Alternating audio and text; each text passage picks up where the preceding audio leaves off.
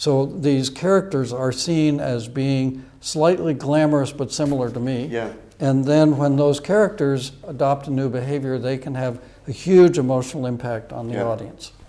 I have that same relationship with David Indo. Slightly more glamorous, but same as me. Coming up, want to know how media can be a power for good? We'll ask Bill.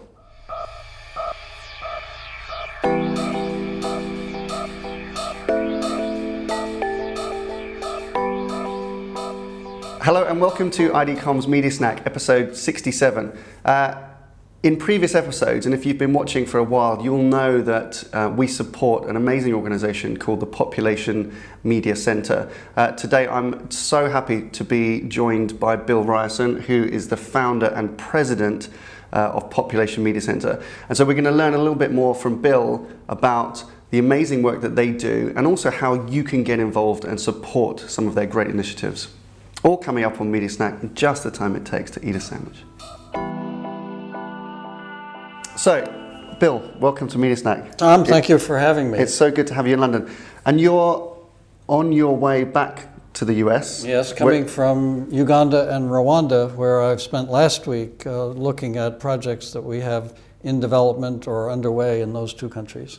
And what projects are these new projects for PMC? In the case of Rwanda, it'll be our third project there. In Uganda, it'll be our first. Brilliant, good. So for those, I mean, we did an episode back in December, I think, where Steph, in my team, Steph and I were talking about the work that we're doing to support PMC. But I don't want to talk about our work, I want to talk about your work. So for those that aren't familiar with Population Media Canter, how do you describe it as an organization? It's a charitable organization working internationally using principles of psychology regarding behavior adoption and behavior modification to change social norms on key issues related to development, human rights, particularly women's rights, and reproductive health. We use a media strategy that creates long-running serials in which key characters evolve gradually into role models for the audience after we've captured a huge audience. And by huge audience, I mean in many countries, we will have 50% or more of the population tuning into the program. In African countries, these are often radio serials, which is still the dominant medium in Africa. But over time, we're actually able to see changes in social norms on the issues we're addressing among the general public. And this stuff is, I mean, it's brilliant work and it has an impact. And where you've shared with us some of the case studies, and we will link to a lot of the PMC resources because it's mind-blowing the effect that this has. It really significantly changes behavior. Yeah. But it's really exciting from a marketer's perspective, and which is why I'm really keen that we share.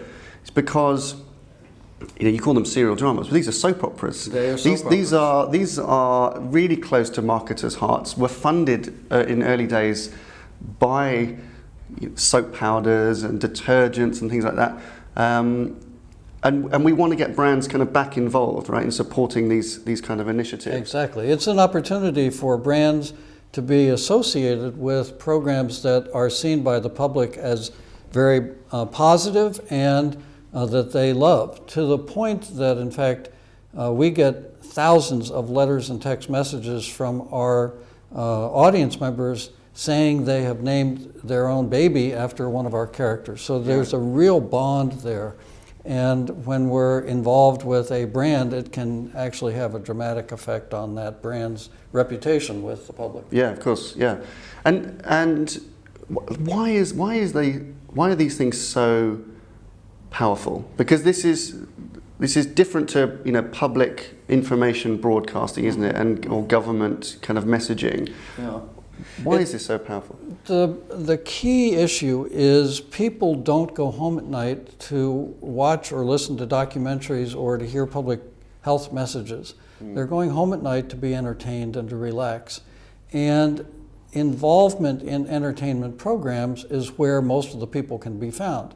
So once you know the media consumption pattern in a particular country, which we do a lot of work to understand, then we can be on prime time with a program that over time attracts a huge audience, and in 150 or 200 episodes have a shift in some of the characters' behavior, demonstrating to the audience how to overcome the obstacles to change and demonstrating the benefits of the new behavior, and at the same time measure changes in norms among the public. Yeah, and this is, for marketers that are watching this, that perhaps they've relied on the equivalent of public service broadcasting. They've relied on putting TV ads out there trying to sell their products, and thinking about content marketing, thinking about how to develop narratives and long-term stories around their brands and build audiences, those kind of things.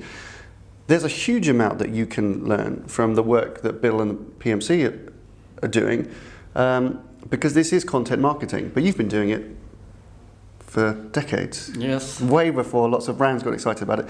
Tell us some of the impacts that it had, because some of the statistics are just phenomenal. People get so absorbed by these programs, and rather than trying to reach people intellectually with information, we're modeling behavior. And what happens is illustrated by a story out of Ethiopia, where we did a program modeling HIV testing and family planning use, among other issues. And we did a baseline survey of 3,000 people, a post-broadcast survey of 3,000 people, and exit interviews among 14,000 reproductive health clients at clinics. And what we found was the endline survey revealed 46% of the population of Ethiopia were regularly listening to this program on Radio Ethiopia. The entire population? Yes, Nearly half 46% of the population, of age 15 to 59. Wow. The endline survey showed that married women who were listening had almost tripled in their self-reported use of family planning, from 14% at the baseline to 40% by the end of the program. Non-listeners had a slight increase, but the increase among listeners was 2.5 times the increase among non-listeners. On HIV testing, male listeners reported seeking an HIV test at 4 times the rate of non-listeners. Female listeners reported seeking an HIV test at 3 times the rate of non-listeners. And this is all through the power of storytelling. We're never telling the audience what to do. We're modeling behavior. They're eavesdropping on the lives of the characters, but they're learning from the characters, as people have learned for eons from storytelling, what the consequences are of the characters' decisions. And then they're deciding, okay, I want to be like this character and not that one, and they're following in their footsteps. So, and it's not just Africa. These are programs all around the world. Tell us about because you've started programs now in domestic US as well the last few years. And that's been really, really successful. We have a program on the network Hulu, which is an online network with about 30 million viewers, called East Los High. Filmed in East Los Angeles. It's about the lives of Hispanic teens. It's TV. And it deals with teen pregnancy, obesity, and various other issues. It's now going into season 5. It's been in the top 5 on Hulu for all 4 seasons so far. Has a huge following, and very clearly from the evidence we've gathered through Google Analytics, since this is an online network, we're able to see dramatic numbers of people linking from our program to reproductive health and other service sites. That's fantastic. And you've got plans, more TV shows coming as well? We do. We are working on a TV show in New York about the lives of young people in Harlem. We're working in production or co-production with Televisa for a program in Mexico that we expect will play throughout Latin America. And we are doing training right now in the Philippines for a TV program there that will address reproductive health issues. Brilliant. So I'm sure that people watching are thinking, when we first met, like this is like 10 years ago, or more than that now, I want to get involved. I really believe in this organization. If you're a marketer watching, how can brands get involved? Because these are big long-term projects. Yes. At the very least, it's product placement, which is kind of sometimes tricky to do. What are you looking for from the marketing community? And how can they get involved? We've had a number of partnerships with companies that have both been product placement and or advertising during the breaks in the episodes, and just sponsorship where what turns out to be the most popular show on the air in that country is sponsored by a particular brand, helping to build that brand's reputation. So there are many ways we can work both with the marketing side as well as with the corporate social responsibility side of a company that wants to be involved in this work. Yeah, good. And we're doing what we can to kind of help sometimes make some of those introductions.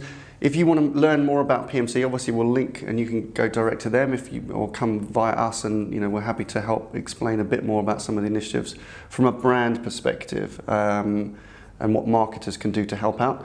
When you work with CSR teams, then directly, how is that different? Because obviously that's not about necessarily an advertising or a marketing initiative. Right.